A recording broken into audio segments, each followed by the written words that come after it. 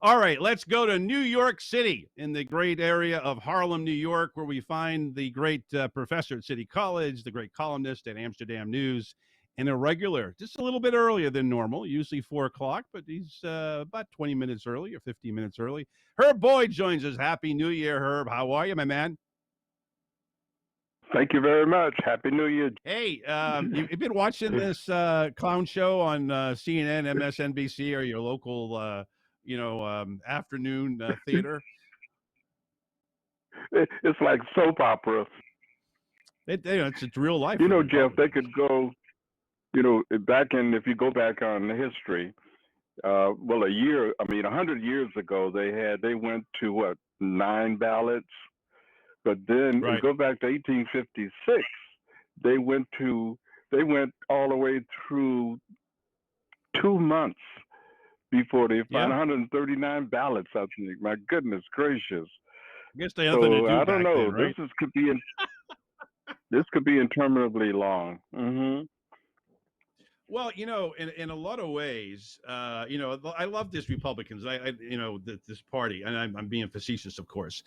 Did you see this? They bring out this guy. I think his name was Jordan, and he starts talking about the road to Lincoln and then the road to McCarthy, and I'm like, you got to have a screw missing, man. You're taking maybe the best president of the United States and a guy that can't even win 218 votes in the Republican Party caucus. I mean, come on now.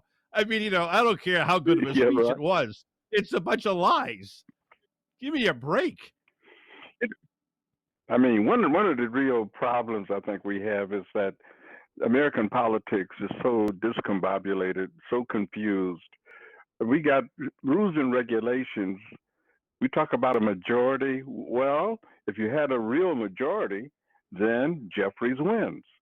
I mean, he got 212, more than the Republican candidate. However, That's right. no, you got to get 218.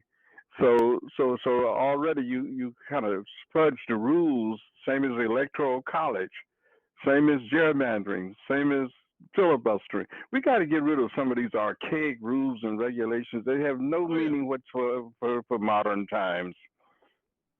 Well, not only that, but I mean, I was watching. I was telling our audience about this. I was watching the MLB Network, and Sean Doolittle, a Oakland A's, now Washington Nationals left-hander. I think he was there when the Nationals won in 19, and he was mentioning the idea of DC statehood.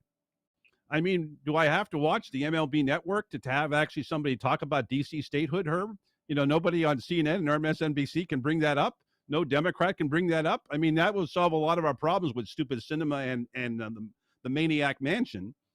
Um, but yet, the only thing we get to hear about now is the latest on McCarthy. It's going to be 8. Is it going to be 9? Is it going to be 117? Going to be 118? I mean, really, this is what our journalism on television has come down to. Your thoughts? I know I know it's so disheartening, and for the American public to have to endure this absolute gridlock fiasco. And of course, hey, who's getting hurt with all this? They can't even move the needle. The needle is not moved at all, Jeff. It's No. amazing because you can't have your committees can't be determined and set in motion.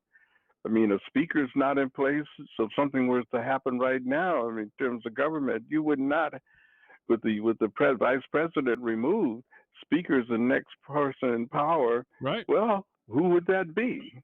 I mean, come Right. on. As Al Haig wanted to say back in 1981 and during the Reagan assassination attempt, I'm in charge. I'm in charge. Oh I yeah, mean, yeah.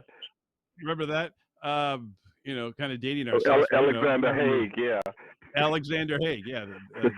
Yeah, I'm in charge. Screw the speaker. It's my job. So, I look at it and I think about the fact that not only are we not seeing the hopes of, I mean, I know people in New York are very proud of Jeffries, potentially the first African American speaker. Look, they're only 6 Mm. votes away, from the 218 if it's 212, right? So I mean, can we not get what Mm-hmm. Willie Brown did back in California? Can we get 6 guys to come over to our side and say, look, we'll give you chairmanships and all this other kind of stuff, and some other goodies, and let Jefferies run the show for the next 2 years? I mean, now that's what Willie Brown did in California. It was only, I think, a matter of 2 or 3 votes as opposed to 6. But Yeah, you know, I mean, this is exactly. such chaos over here. You can't make a deal. I mean, it's Pelosi come out, and say, hey, look, my last act here, I'm going to make a deal for you, Jeffries. You just sit there, look good, and I'm going to make a deal with the lunatics on the right wing. So that's.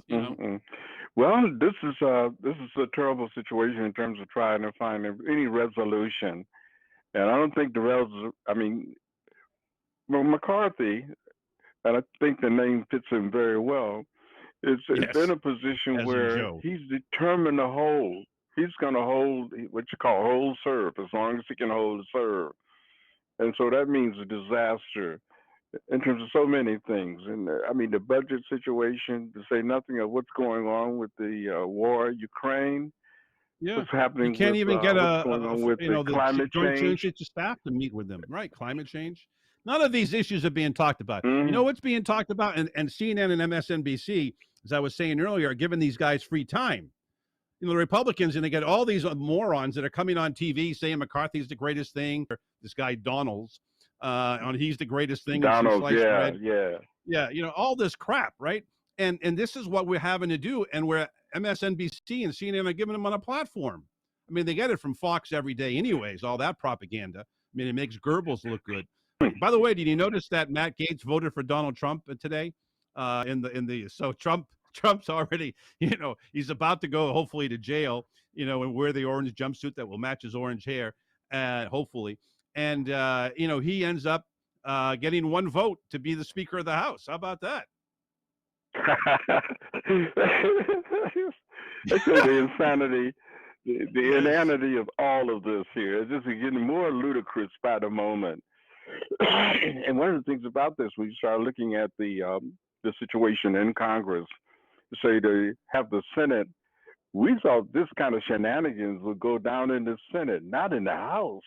My goodness, Yeah. these individuals, we got 434 members there, and you're talking about, well, it's like the country.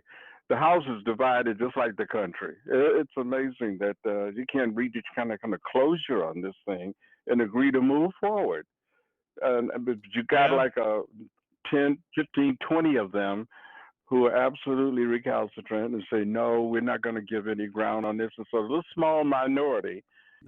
Hey, Herb, great to have you on, my friend. It's shorter windows, but we'll talk to you next week. Same bad time, same bad channel, and look forward to it, Hey, my friend. well, Jeff, the same. We'll have the same discussion. Okay. That's right. Fantastic. It won't Thank you, change. Herb. I want to thank our great friends in Boca for their work today, Freddie and the gang. Back tomorrow, folks.